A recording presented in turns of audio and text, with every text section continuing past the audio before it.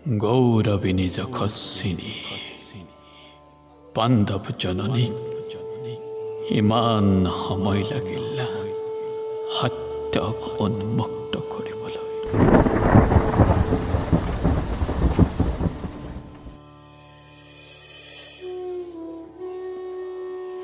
এগৰাকী মাতৃৰ বাবে এয়া কি ভুল নাছিল?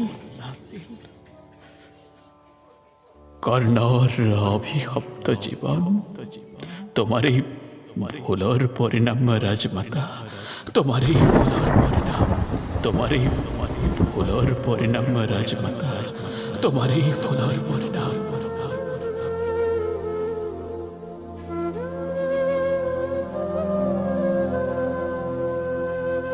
আৰু আজি কৈছা মোৰ ইচ্ছা হলে এতিয়াও সকলো সলনি কৰি দিব। অতীতক কিদৰে সলনি কৰিবা মাতা?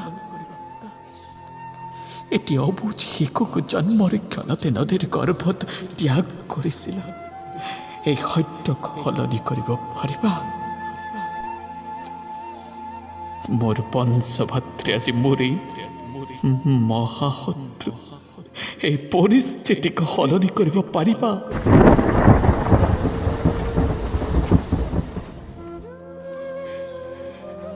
মই স্বীকাৰ কৰোঁ তোমাৰ প্ৰস্তাৱ, সেইগৰাকী মাতৃক মই কি কৰিম ৰাজমাতা, যি মোক তেতিয়া আশ্ৰয় দিছিল বুকুৰ মাজত, যেতিয়া বিখৰ্জিলা মোক নদীৰ গৰ্ভ কলংকৰ ভয়ৰ।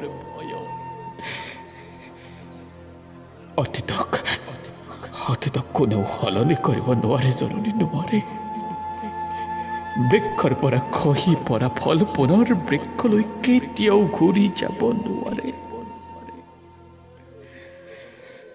অতীতৰ এই জলৰাশিৰ মাজতে এদিন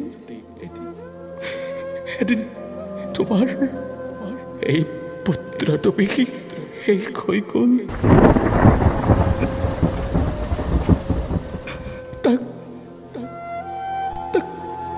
বিচাৰি আৰু একো লাভ নাই,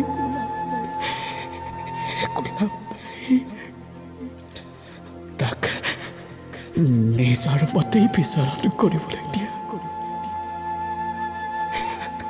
তাক আৰু কেতিয়াও নিবিচাৰিবা, কেতিয়াও নিবিচাৰিবা, কেতিয়াও নিবিচাৰিবা।